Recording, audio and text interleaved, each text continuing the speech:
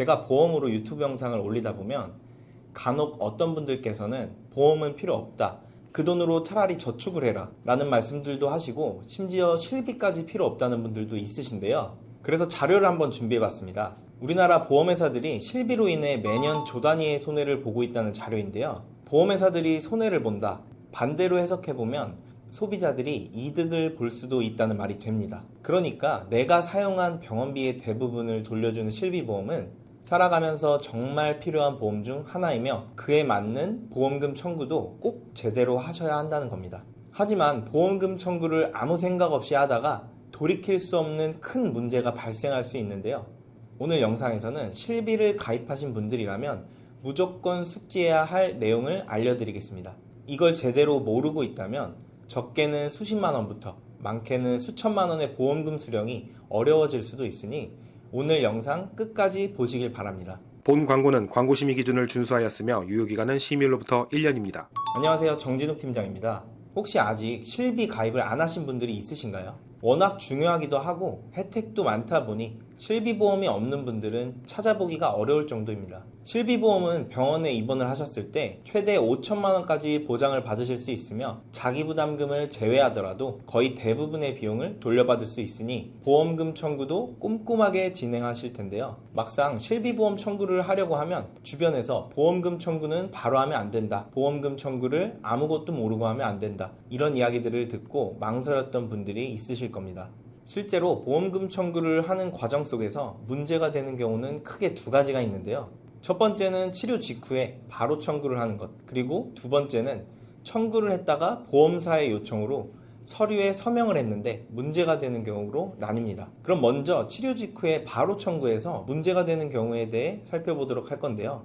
우선 이 이야기를 듣는다면 사실 좀 당황스러우실 수 있습니다. 내가 실비보험을 가입한 이유가 아프고 다쳤을 때 보험금을 받기 위해 가입을 한 것이고, 보험금을 받기 위해서는 보험금 청구를 해야 하는데 청구를 바로 하면 손해를 볼 수 있다. 이건 당황스럽다는 생각이 드실 수 있습니다. 그래서 지금부터는 보험금을 바로 청구하는 게 왜 문제가 되고, 언제 어떻게 청구를 해야 문제가 없고 손해를 보지 않고 할 수 있는지 하나하나 자세하게 설명을 드리도록 하겠습니다. 우선 기본적으로 실비보험을 청구하기 위해서는 진료비 영수증과 진료비 세부 내역서가 필요합니다. 이 서류들은 전부 공짜로 발급받을 수 있는데요. 만약 통원이 아니라 입원을 하셨다면 입퇴원 확인서, 수술을 했다면 수술 확인서가 필요하며, 청구액이 고액이거나 확인이 필요한 경우라면 진단서를 요청하기도 합니다. 근데 진단서는 발급 비용이 발생하기 때문에 저는 제 고객님들께 언제나 발급 비용이 무료인 환자 보관용 처방전을 받아오시는 것을 추천드립니다. 앞선 다른 영상에서 소개해드린 것과 같이 실비보험은 가입 시기에 따라 불리는 명칭과 자기부담금이 달라지는데요. 2009년 7월 31일까지 가입한 실비는 1세대 실비라고 불리며, 해당 실비는 통원 시 자기부담금이 5,000원 혹은 만원 공제 후 전액을 보상해주고, 입원 시에는 본인 부담금이 없다는 장점이 있습니다. 2009년 8월 1일부터 2017년 3월 31일까지 가입한 2세대 실비는 자기부담금이 선택형 기준 급여, 비급여 10% 공제 혹은 급여 10%, 비급여 20% 공제 이후 보상해주는 실비로 판매되었습니다. 2017년 4월부터 2021년 6월 31일까지 판매한 3세대 실비보험은 선택형 기준 자기부담금이 급여는 10%, 비급여는 20%였으며, 이때부터 3대 비급여 특약인 MRI, 도수치료, 비급여 주사가 따로 분리가 되었으며, 해당 항목은 자기부담금이 30%로 적용되었습니다. 마지막으로 2021년 7월부터 현재까지 판매하는 실비보험은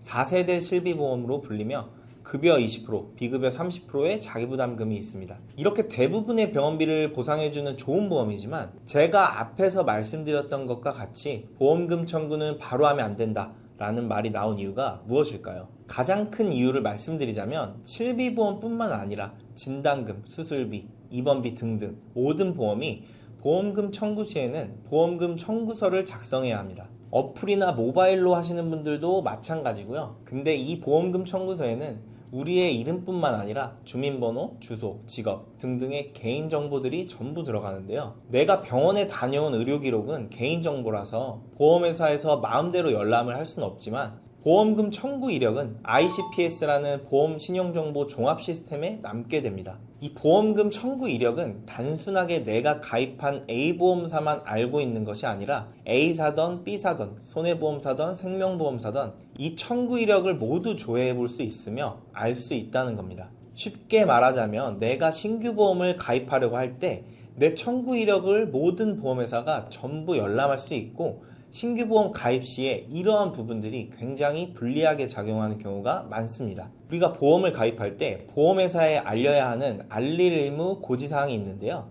이 고지사항에는 크게 5가지 질문사항이 있습니다. 3개월 이내에 질병 확정 진단이나 질병 의심 소견, 치료, 입원, 수술, 투약, 이력을 물어보고요.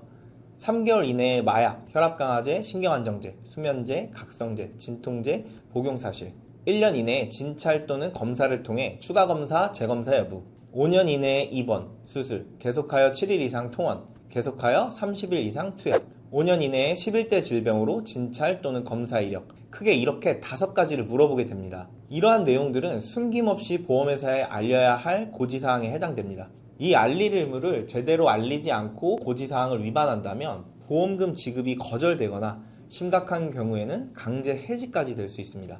근데 문제는 여기에서 발생합니다. 예를 들어 내가 2년 전에 이상소견으로 추가검사를 받았고 9개월 전쯤에 약 일주일치를 처방받았다고 해보겠습니다. 이런 경우라면 1년 이내에 추가검사 재검사에도 해당이 안 되고 3개월 이내에 진단에도 해당이 안 되며 5년 이내에 입원, 수술은 물론 약 30일 이상 투약에도 해당이 안 되니 문제가 없을 거라고 생각할 수 있습니다. 근데 막상 보험을 가입하기 위해 보험사에 심사를 요청하면 가입이 거절되었다는 통보를 받게 되는데요. 알릴 의무에는 해당이 안 되지만 보험금 청구 이력을 조회해보니 병원에 다녀왔던 사실들이 있어서 2년 전에 어떠한 질병으로 어떤 검사를 받았으며 검사 결과와 현재 상태를 묻고 9개월 전에 어떠한 질병으로 약을 처방받았는지 현재 상태는 어떤지 등등 해당 병력들에 대한 자세한 정보를 요구합니다. 저희가 일을 하다 보면 사실 이 부분에서 가장 곤란한 경우가 많이 생기는데요. 고객님들께서는 병력 해당 사항이 없다고 하시지만 심사를 넣어보면 그동안의 보험금 청구 이력 때문에 가입이 미뤄지거나 부담보가 잡히고 심각한 경우엔 거절되는 일까지 발생하게 됩니다.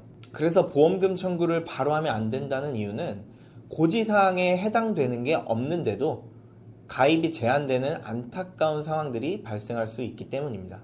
그리고 특히 이 중에서도 도수치료나 비급여 주사료 같은 경우에는 보험사가 심사해서 정말 까다롭게 보기 때문에 보험 가입 계획이 있으시다면 청구를 잠시 미루시는 게 좋습니다. 그럼 대체 언제까지 미뤄야 할까요? 우리가 보험금 청구를 할 수 있는 기간은 지급 사유가 발생한 이후로 3년 이내에만 청구를 하시면 됩니다. 병원에 마지막 내원을 하실 때 서류만 미리 발급을 받아 놓으신다면 1년 전이던 2년 전이던 보험금 청구를 한 번에 하시면 된다는 겁니다. 그리고 여기에서 한 가지 팁을 드리자면 보험금 청구를 하실 때는 좀 더 전략적으로 하셔야 합니다. 아까 설명드렸던 알릴 의무 사항을 다시 한번 보겠습니다. 만약 내가 병원에서 입원이나 수술을 받게 되었다면 알릴 의무 4번에 해당이 되겠죠. 그렇다면 이런 경우에는 청구를 안 해도 어차피 고지 대상이 되기 때문에 치료 후에 바로 청구를 하셔도 무방합니다. 또 병원에서 혈압이 높아 고혈압 진단을 받고 약 처방을 받았다면 이것 또한 5번에 해당되기 때문에 치료 후에 바로 청구를 하셔서 보험금을 받으시면 됩니다. 근데 1번 3개월 이내에 의료행위, 2번 3개월 이내에 약물 복용, 3번 1년 이내에 추가검사 재검사, 이 부분이 중요합니다. 예를 들어 2개월 전에 병원에 다녀와서 알릴 의무에는 해당이 되더라도 고지사항에 벗어날 때까지 한 달만 기다린다면 알릴 의무에 특별한 문제 없이 가입을 할 수 있다는 거죠. 특히 많은 사람들이 자주 병원에 가는 두통이나 방광염, 가슴 통증 같은 경우에는 단순한 질병이라고 하더라도 보험회사에서 굉장히 까다롭게 보는 질병이다 보니 고지사항에 최대한 해당이 안 되게 하는 것이 중요합니다. 그리고 제가 아까 보험금 청구 기간이 몇 년이라고 말씀드렸는지 기억하시나요? 네, 3년이라고 말씀드렸습니다. 보험을 무사히 가입을 하신 뒤에는 그동안 모아놨던 보험금 청구들을 한꺼번에 청구를 하면 되고 알릴 의무를 성실하게 지켰으니 나중에 보험금을 지급받는데도 전혀 문제가 없습니다. 물론 내가 지금 현재 보험의 상태가 완벽해서 더 이상 추가 가입을 할 계획이 없다면 언제든지 상관없이 마음껏 보험 청구를 하셔도 됩니다. 하지만 혹시나 한다는 마음이 드신다면 한 번 더 오늘 말씀드렸던 내용을 기억해 주시면 되겠습니다. 여기까지가 보험금 청구 과정 속에서 문제가 되는 경우 첫 번째였습니다. 다음으로는 보험금을 청구할 때 보험회사의 요청으로 서류에 서명을 함부로 했는데 이게 왜 큰 문제가 될 수 있는지 이 부분에 대해 말씀드려 보도록 하겠습니다.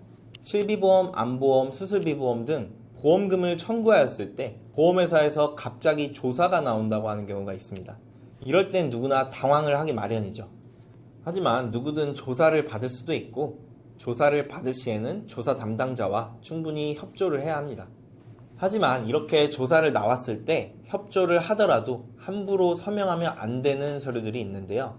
현재 보험에 관심 없고 추후에도 보험을 가입할 필요성을 못 느끼시는 분들이라면 지금 내용이 상관이 없겠지만 내가 보험을 하나라도 가입하고 있고 앞으로 보험을 더 가입하실 생각이 있다면 언제든지 이런 상황이 나에게 발생할 수 있다 생각하시고 이 내용은 꼭 머릿속에 기억해 두셔야 합니다. 먼저 보험금을 청구하였을 때 조사가 나오는 경우도 있고 안 나오는 경우도 있는데 내가 무슨 실수라도 한 건지 아니면 내가 잘못한 게 있는지 걱정이 되실 수도 있을 텐데요.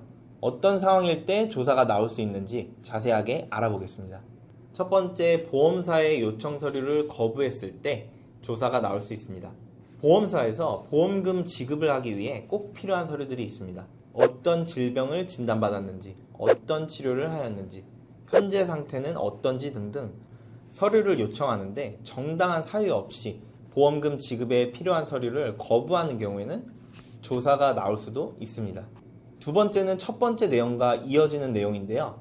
근거 자료나 서류가 미흡하거나 사실 여부가 불투명한 경우에 조사가 나올 수 있습니다. 환자가 이야기한 내용과 검사 결과에 따른 서류 내용이 불일치하여 사실 여부가 의심되며 정확하게 확인이 어려운 경우라면 조사를 받게 될 수도 있습니다. 예를 들어 단순하게 피곤하고 기력이 없어서 병원에 가서 약을 처방받았는데 이게 단순한 약이 아닌 고지혈증 약이라면 만약 내가 보험회사라고 입장을 바꿔서 생각해봐도 이런 경우라면 조사를 나가볼 것 같습니다. 세 번째는 보험금 청구 금액이 과도하게 높거나 비합리적으로 책정이 된 경우라면 조사가 나올 확률이 굉장히 높습니다.